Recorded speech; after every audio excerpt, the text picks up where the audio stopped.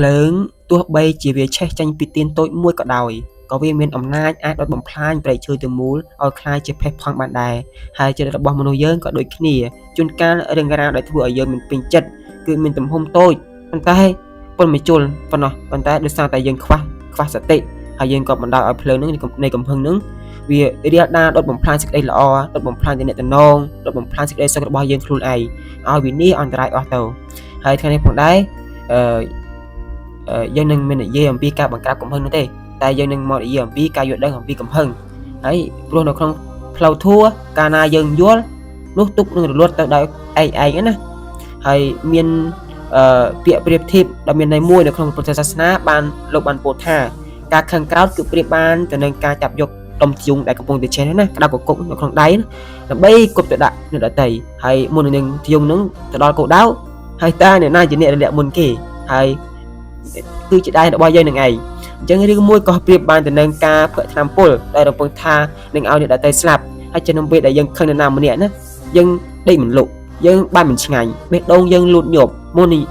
មុខយើងក្តៅហើយចំណែកឯបុគ្គលដែលយើងកំពុងតែខឹងនោះគេអាចនឹងកំពុងដេកលុកហើយយ៉ាងស្រួលនៅឬក៏កំពុងតែសើចសប្បាយនៅកន្លែងគេនោះនៅទីហដ្ឋានគេនោះហើយយើងឃើញថាឃើញទេកំហឹងនឹងគឺជាកតតនកម្មខ្លួនឯងនោះទេណាកំហុសដែលអ្នកដទៃបានធ្វើ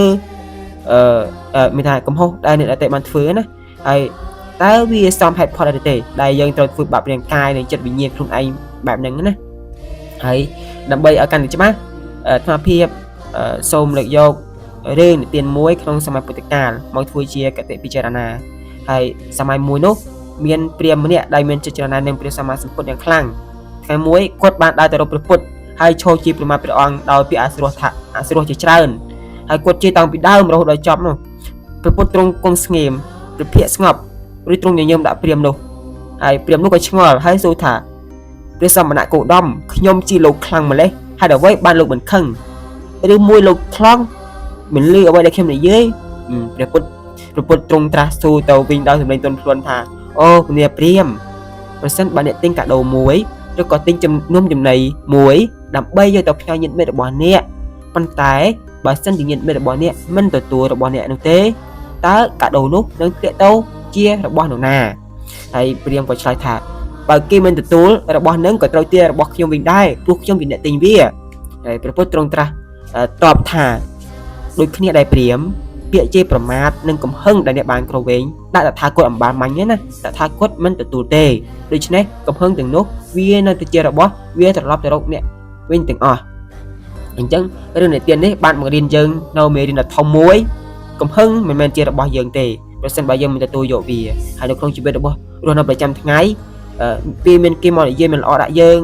ពេលមានគេមកធ្វើឲ្យយើងខឹងហើយចិត្តរបស់យើងតែចង់តបហើយនោះគឺជាអីគេក៏ព្រោះតែយើងបានទទួលយកភ្លើងរបស់គេមកដាក់ក្នុងចិត្តអញ្ចឹងតើយើងអាចបដិសេធថាយើងអាចបដិសេធមិនទទួលកំហឹងដោយរបៀបណាទៅដោយរបៀបណាដោយបែបនេះណាព្រះពុទ្ធទ្រង់បង្រៀនឲ្យយើងធ្វើចិត្តឲ្យដូចជាផែនដីញោមគុំម្ចាស់គិតមើលមនុស្សខ្លះចាក់ទឹកអប់ដាក់ផែនដីហើយមនុស្សខ្លះទៀតស្អុយទឹកបិទឬក៏ចាក់ទឹកស្អុយដាក់ផែនដីអញ្ចឹងតើផែនដីធ្លាប់ត្រេកអរនឹងទឹកអប់ឬក៏ខឹងនឹងទឹកស្អុយនឹងដែរទេណាឬក៏យ៉ាងណាទេ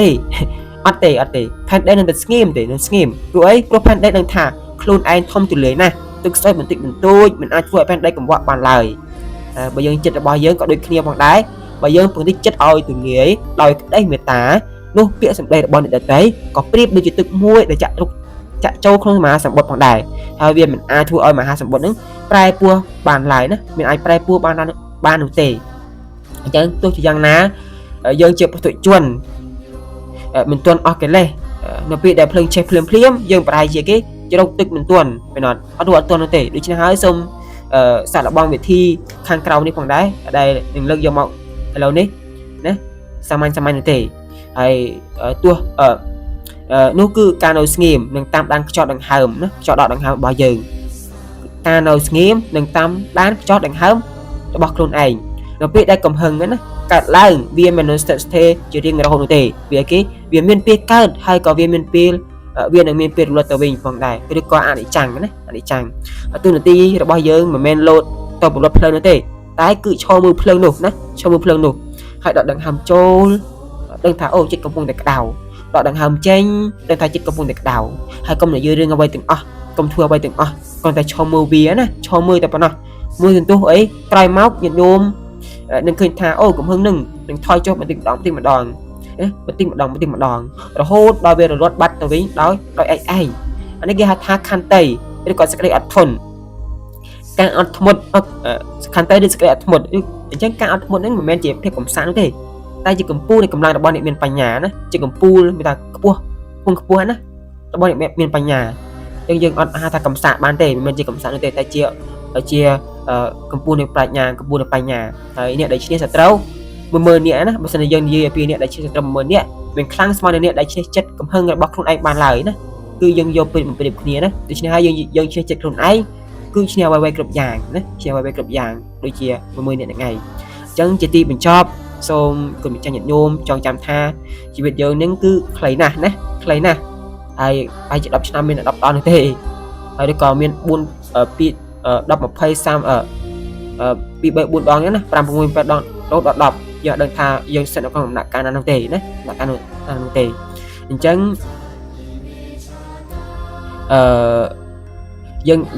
យើងមិនដឹងថាយើងនៅរស់នៅបានប្រហែលថ្ងៃទៀតទេហើយ